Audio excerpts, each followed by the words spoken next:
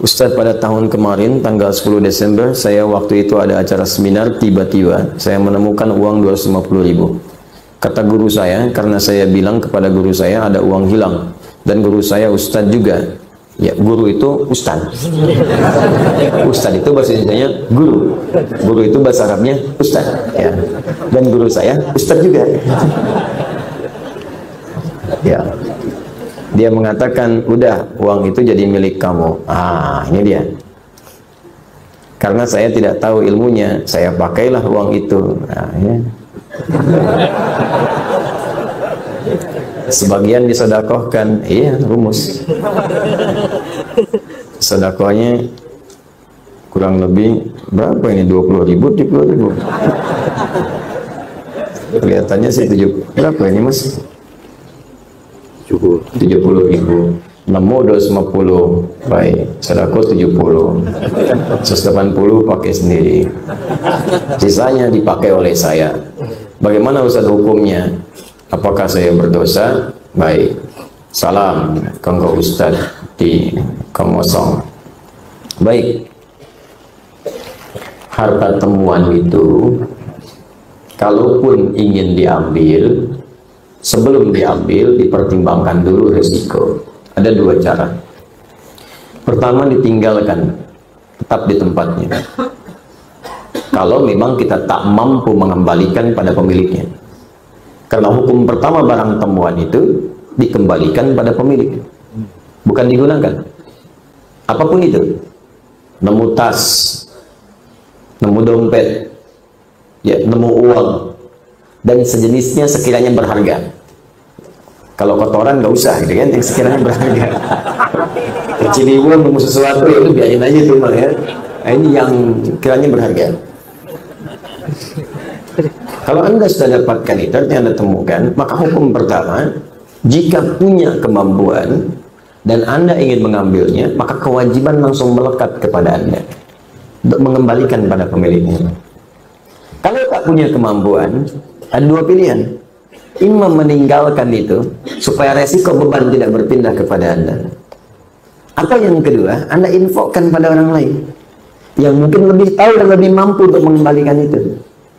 Biasanya di sini ada pihak berwajib.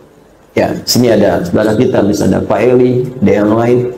Kembalikan lewat orang atau yang punya kemampuan, punya instrumen untuk melacak itu. Pak, saya menemukan uang ini, Pak. Saya tidak tahu pemiliknya siapa. Tapi yang kita rujuk itu punya kemampuan untuk melacak, ditemukan di mana, bisa melihat sidik jari, macam-macam dan sebagainya. Yang kira-kira bisa dikembalikan dengan nilai berharga, ya. Baik, tapi kalau Anda merasa di situ punya kemampuan atau ingin beramal soleh sekaligus mencari pemiliknya untuk dikembalikan, maka pertama niatkan untuk beribadah kepada Allah. Itu dulu. Anda ingat, kaidah ini penting. Nanti begitu Anda niatkan karena Allah, maka Allah akan melembutkan. Orang yang memiliki barang itu boleh jadi ada manfaat yang Anda dapatkan dari situ. Nanti saya berikan kisah lain terkait ini. Nah, apa yang terjadi kemudian? Maka berusaha kembalikan dulu. Cari jalan. Iman dan mencari, nggak ada nih kemudian pemiliknya, nggak ada alamat, nggak ada macam-macam. Cari dulu, cari wasilah, tanyakan ini, tanyakan itu, ya, dan seterusnya. Sampai kalau kemudian pada masa tertentu tidak juga ada kunjung kabar, Anda tunggu sebulan nggak ada kabar, 2 bulan nggak ada kabar, 3 tahun nggak ada kabar, tidak sama sekali muncul pada saat itu, maka walaupun status barang itu kemudian dinyatakan tidak ada pemilik, yang berhak diambil oleh Anda bukan seluruhnya. 2/3 Anda sedekahkan, 1/3 Anda ambil. Jangan diambil semua. Ya, berikan kepada yang lain dulu. Hak yang lain berikan, Anda ambil sebagiannya. Jelas di sini? Baik. Tapi yang saya katakan sekali lagi, lebih baik kalaupun tak mampu, Anda serahkan kepada yang punya kemampuan untuk merujuk. Tapi kalau Anda kira-kira punya rasa, kayaknya si fulan nih, Anda ambil dan niatkan kepada Allah. Di situ nanti ada hal yang sangat indah. Pernah terjadi kejadian, seorang pejabat di Indonesia umrah, membawa uang cukup banyak, 3 miliar di kantongnya. Ya, pakai dolar dia bawa itu. Ini kisahnya tercerita langsung ke saya. Begitu kemudian teman-teman didapatkan itu, ketinggalan di bandara. Ya karena dia mau niat ibadah, ya sudahlah, biarin aja gitu kan. Dia jalan aja, sudah macam-macam. Tiba-tiba ada yang ngantarkan.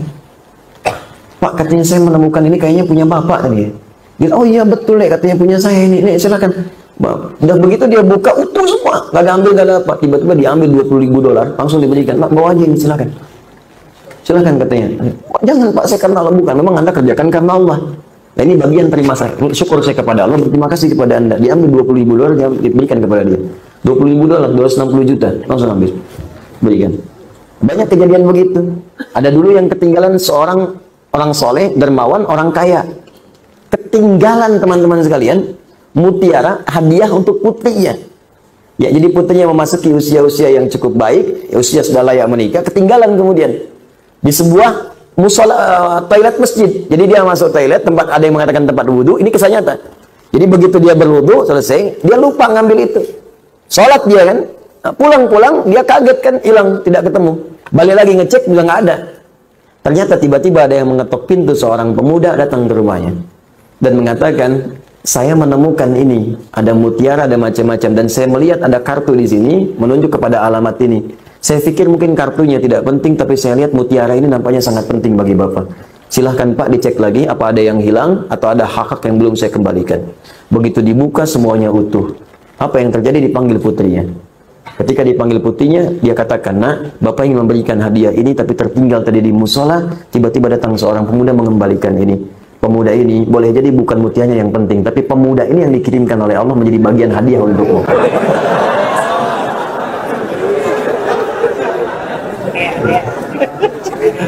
Makanya kalau nemu mutiara, jangan dijual ke pasar lah. Cari pemiliknya dulu, cari pemiliknya. Ya, dia siapa tahu dia masih punya cucu, masih SD. Memang untuk dia, mungkin jodohnya anak antum di kemudian hari. Namun jadi kekerabatan, jadi teman kan, mungkin pemilik perusahaan, mungkin macam-macam. Jadi bagian yang mungkin Allah datangkan rezeki di situ. Jelas ya? Atas kasus yang tadi bagaimana Ustaz? Anda ambil 70.000. Ya. Maaf, Anda berikan 70.000. Banyak kan Anda ngambilnya. Ya, 250.000. 250.000 bagi 3 berapa? Ayo cepat. Cepat tuh Joni. Berapa? 80 sekian, 82, kan? Maka ya sudah, Anda kembalikan aja dulu, tambahkan yang tadi. Ya, keluarkan. Berarti kan yang Anda ambil 250.000 kurangi 70, 80, kan? Maka 100.000-nya keluarkanlah. Ya, keluarkan. Dikeluarkan kemana Ustaz? Sedekahkan kepada yang memerlukan. Ya, berikan, dan semoga Allah ridha dengan apa yang telah Anda kerjakan, insyaallah.